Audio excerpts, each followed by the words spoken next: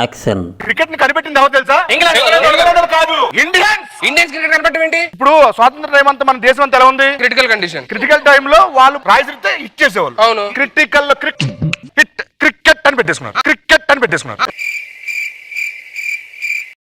Music. చెప్పు baby. నువ్వే చెప్పాలి. మార్నింగ్ జాగింగ్కి వెళ్ళానా, నీ పెయిన్ వస్తుంది నాకు. అవునా, నా పెయిన్ నీకెందుకు వస్తుంది? భలే ఫన్నీ నువ్వు. రే మ్యూజిక్. Sorry sir. ఈ టైంలో ఫోన్ ఏంటి? వాళ్ళకి ఎక్కడ నా వాళ్ళు అర్థం అవట్లేదు. మ్యూజిక్ ప్లే చేయి. Okay sir.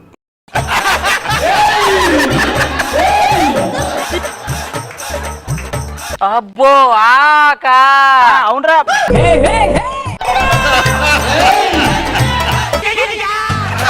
Music stop. మా టీవీని మా టీవీ అని ఎందుకంటారు చెప్పు? నువ్వే చెప్పాలి.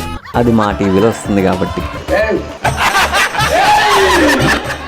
మ్యూజిక్ వాళ్ళు నవ్వి చచ్చిపోయేలా ఉన్నారు. ఆ మ్యూజిక్ అప్పురా. Sorry sir.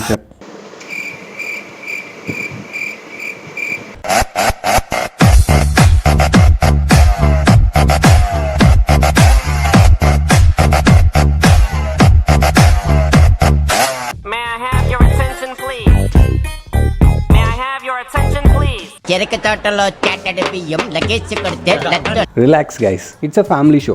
ఇంతకన్నా ఎక్కువేమి ఉండదులేండి. Actually it's a family show. Maybe ఇంతకన్నా ఎక్కువేమి ఉండదులేండి, కొంచెం అడ్జస్ట్ చేసుకోండి.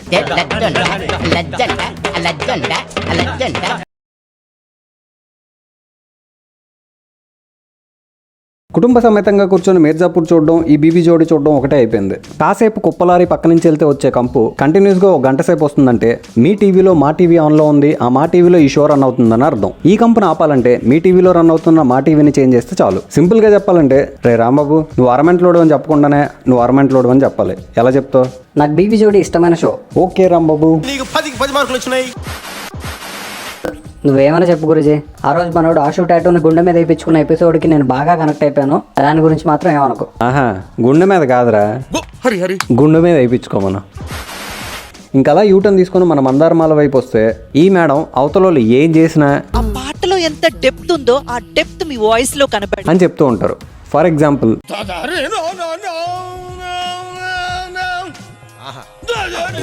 ఆ పాటలో ఎంత డెప్త్ ఉందో ఆ డెప్త్ మీ వాయిస్ లో కనబడి I love you. I love you చెప్తే ఏ రేటెడ్ మూవీలో ఏమీ చేయలేని హస్బెండ్ క్యారెక్టర్ ఇచ్చినట్టుగా ఎక్స్ప్రెషన్ ఏంటన్నా?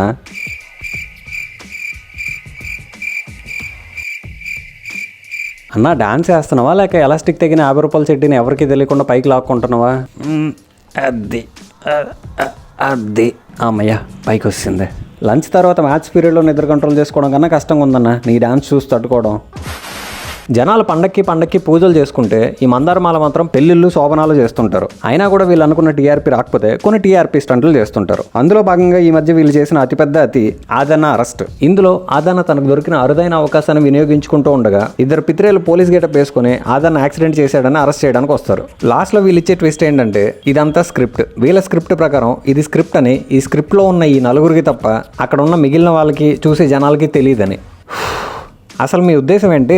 ఫ్రేమ్లో ముందున్న వాళ్ళు షాక్లో, వెనకున్న వాళ్ళు నవ్వుతూ ఉన్నా, మైండ్ బ్లాక్ అయ్యే సిచ్యువేషన్లో కూడా మైక్ వదలకుండా మాట్లాడినా, ఈ పిత్రే పోలీస్ పొట్ట నుంచి మైక్ వైర్ ఎలాడుతున్నా చూసే జనం ఏమో సార్ నాకు కనబడదు అని అంటారు అనుకుంటున్నారా? పోనా పోలీసులు డైలాగ్ ఏమైనా కరెక్ట్గా చెప్తారా అంటే, కంప్లైంట్ లో ఆది అని ఉంది, రామ్ ప్రసాద్ బండి పేరు మీద ఉంది, ఏంటి సంగతి? రామ్ ప్రసాద్ బండి పేరు మీద ఉందా? బండి రామ్ ప్రసాద్ పేరు మీద అయ్యి ఉంటుందిలే. మొన్న పట్టింటి సుబ్బయ్యం లేచిపోయిందండి. చెప్పే కదరా, హైదరాబాద్ ఆటోలు ఏడాళ్ళు ఎప్పుడు ఎటు వెళ్తారో ఎవడు చెప్పలేడు. ఈ డైలాగ్ విన్నాక అప్పట్లో టీవీ 3x3లో ఓ మేడం చెప్పిన డైలాగ్ గుర్తొచ్చింది. I know the meaning of that word, I react. ఒళ్ళు మండుతోంది నాకు. Why involving women of your life? అప్పట్లో ఈ మేడం చెప్పిన డైలాగ్కి ఎవరు ఒపీనియన్ వాళ్ళకు ఉంటుందిలే అనిపించింది. కానీ ఇప్పుడు వీళ్ళ షోస్లో ఇలాంటి డైలాగులు వస్తే ఎంజాయ్ చేస్తున్నారంటే హిపోక్రసీకి భీ సీమా హోతీ హై అనాలనిపిస్తుంది. మీరు చేస్తే నీతి, నేను చేస్తే పూత. వీక్షకులకు విన్నపం, వీడియో ఏంటి ఇంత చిన్నగా ఉందని తిట్టుకోకండి. మీకు తెలిసిందే ఇది లాస్ట్ వీడియో తాలూకా డిలీటెడ్ పార్ట్. నెక్స్ట్ వీడియో కరెక్ట్గా ఇంకో వారం లోపల రాలేదంటే మీరు 7 o'clock బ్లేడ్ తీసుకురండి. మీ ముందు TV9లో డైరెక్ట్గా ఇదే ప్లేస్లో గొంతు కోసుకుంటా. ఇది మా రాంబాబు గాడి మీద అనా. సరిపోయింది. హీరో విలన్ కొట్టుకుని కమెడీని చంపేసినట్టు నా మీద పడతారేంటి? Why?